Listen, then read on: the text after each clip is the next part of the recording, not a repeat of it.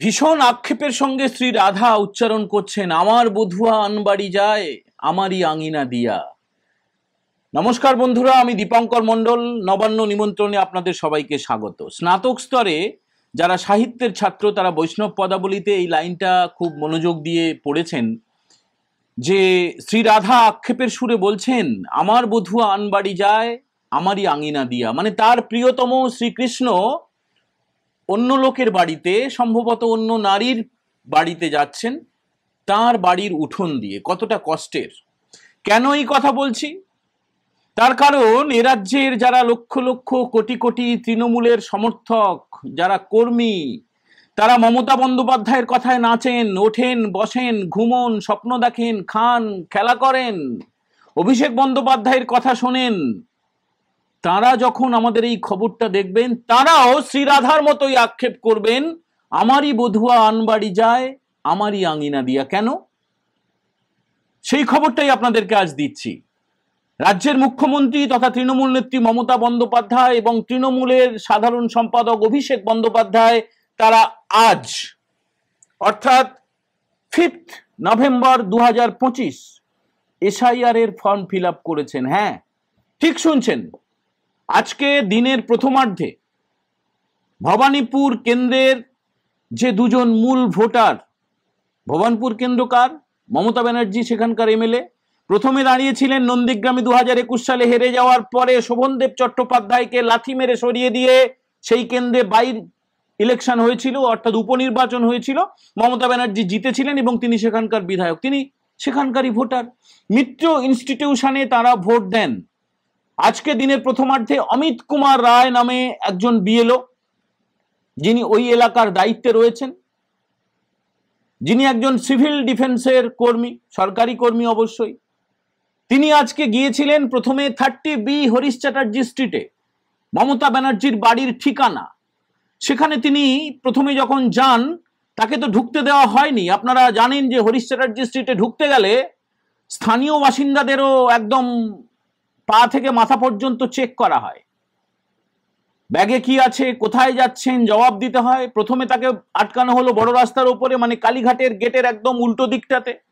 তারপরে মিলন সংঘ ক্লাব পেরিয়ে যখন তিনি 30B হরিশ চ্যাটার্জি স্ট্রিটের উঠোনের দোরগোড়ায় গেলেন, পৌঁছলেন, তখন তাকে সবাই ছেকে ধরলো, নিরাপত্তা রক্ষীরা। মুখ্যমন্ত্রীর বাড়ি বলে কথা। কোথায় যাবেন? না, আমি একজন বিএলও, এই দেখুন আমার সচিত্র পরিচয়পত্র, আমি মমতা বন্দ্যোপাধ্যায়, যিনি এই ঠিকানায় থাকেন, যিনি ভোটার, তাকে এই এসআইআর ফর্ম দিতে এসছি, এনামুরেশন ফর্ম। মমতা বন্দ্যোপাধ্যায়ের পুরনো একটি ছবি রয়েছে, একটি কিউআর কোড রয়েছে, আর ফর্মে যা যা থাকে, আপনাদের ফর্মে যা যা আছে, আমাদের ফর্মে যা যা আছে, মমতা ব্যানার্জির ফর্মেও তাই তাই আছে। তাকে তার নাম, বাবার নাম, আধার কার্ড, যা যা লাগে আর কি সবই দিতে হবে। 2002-এর তালিকায় মমতা ব্যানার্জির নাম রয়েছে।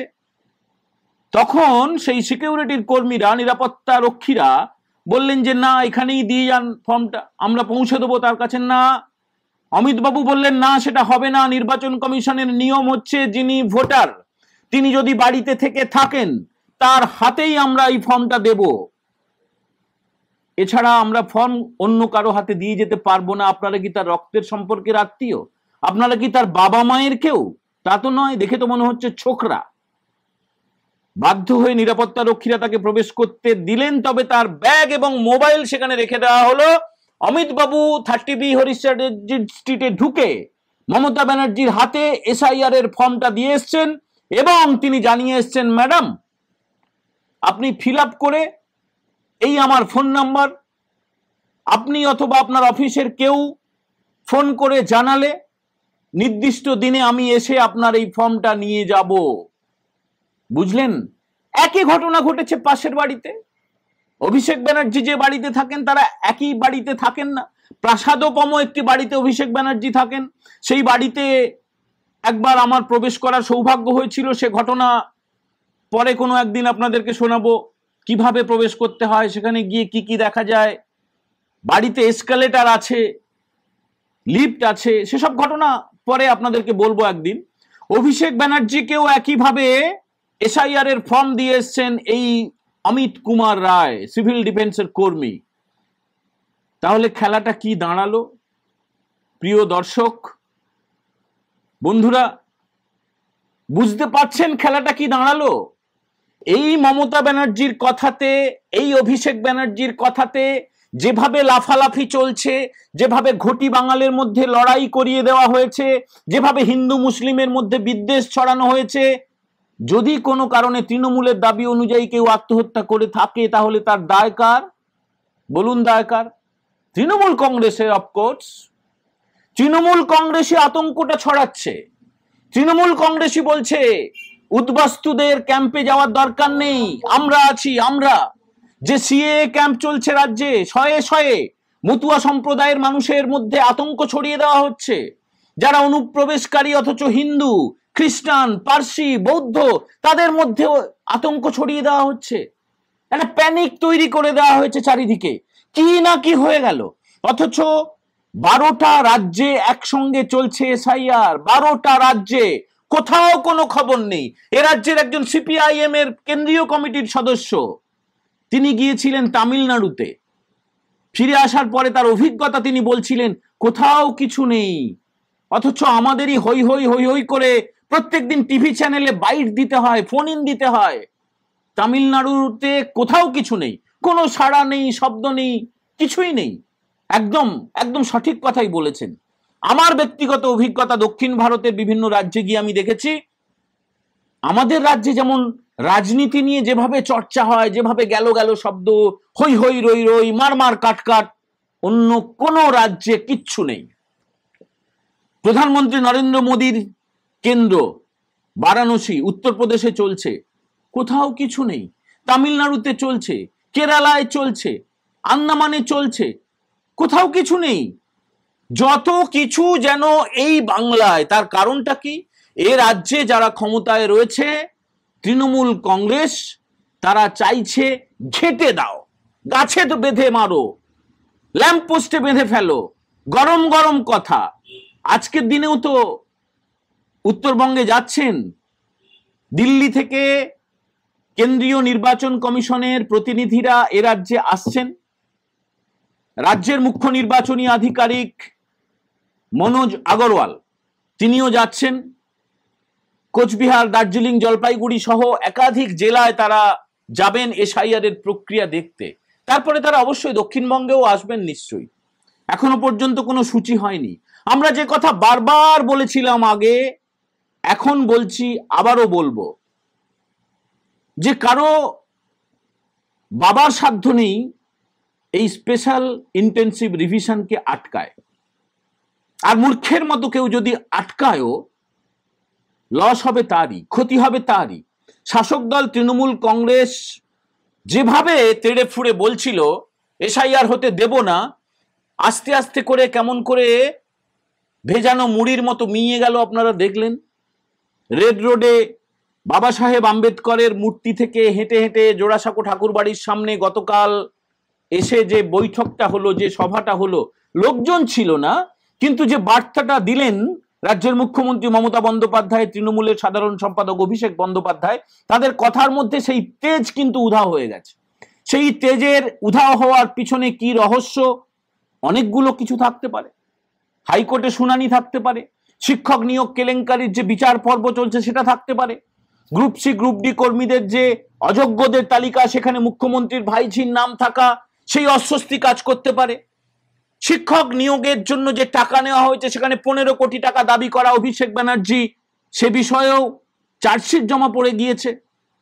বিভিন্ন কারণ থাকতে পারে, কিন্তু এটা পরিষ্কার যে মুখ্যমন্ত্রী এবং তার ভ্রাতুষ্পুত্র অভিষেক বন্দ্যোপাধ্যায়, তারা পরিষ্কার জেনে গিয়েছেন যে এই এসআইআর কে আটকানো আমাদের সাধ্য নয়।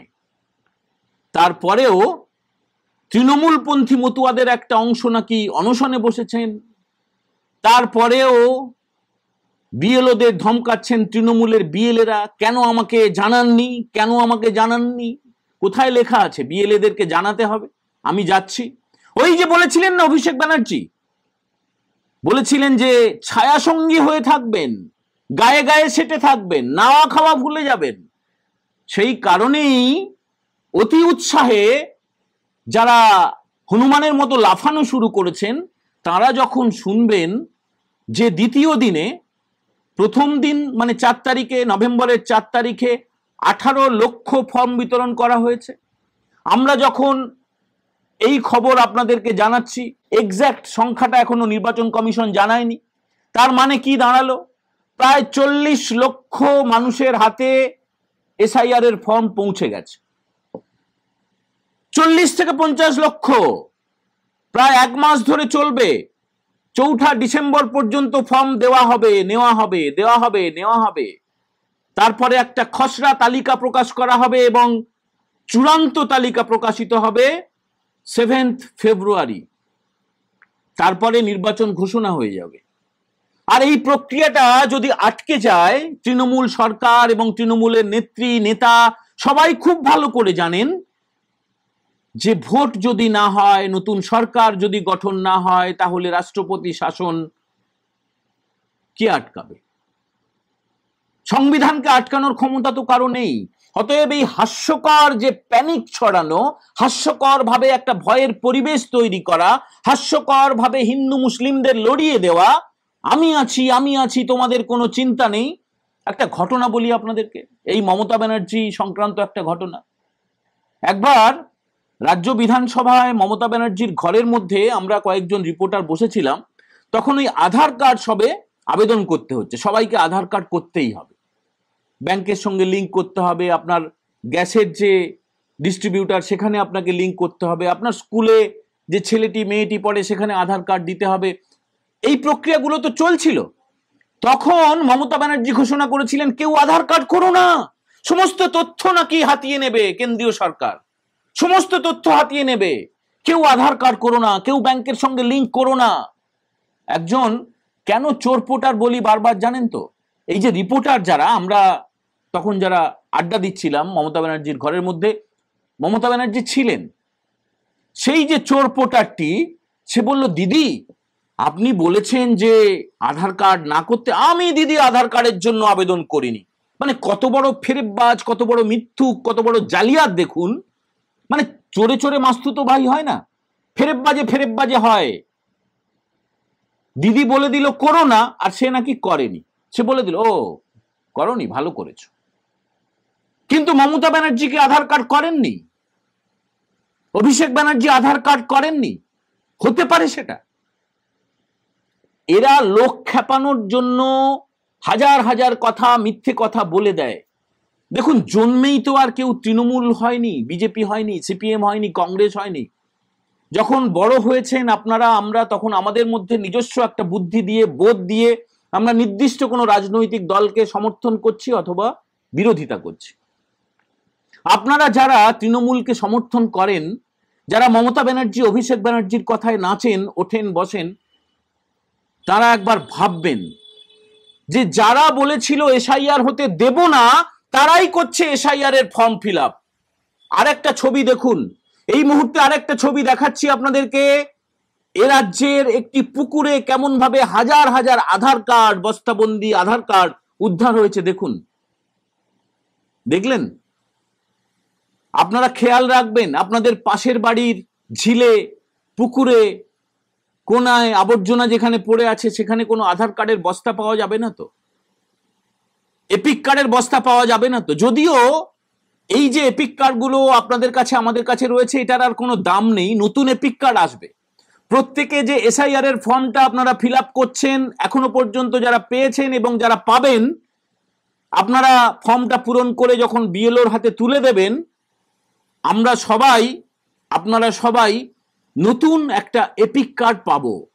সেই ভোটার কার্ড অথবা আরো অন্যান্য যে কোনো পরিচয়পত্র দেখিয়ে আমরা 2026-এর বিধানসভা নির্বাচনে অংশগ্রহণ করব। বন্ধুরা, আমাদের এই এপিসোড আপনাদের কেমন লাগলো অবশ্যই কমেন্ট করে জানাবেন। যাদের ভালো লাগলো লাইক করবেন, বন্ধুদের সঙ্গে শেয়ার করবেন, এবং যদি কেউ চান তাহলে আমাদের এই চ্যানেলে জয়েন করতে পারেন। প্রাথমিক সদস্য পদ মাত্র 59 টাকায়। আমরা আপাতত এই এপিসোডটা শুধুমাত্র মেম্বারদের জন্য রাখছি, পরে সবার জন্য খুলে দেব। সবাই ভালো থাকবেন, এবং আরো একবার বলছি, যারা এখনো নবান্ন নিমন্ত্রণ চ্যানেলটা সাবস্ক্রাইব করেননি তারা সাবস্ক্রাইব করতে ভুলবেন না।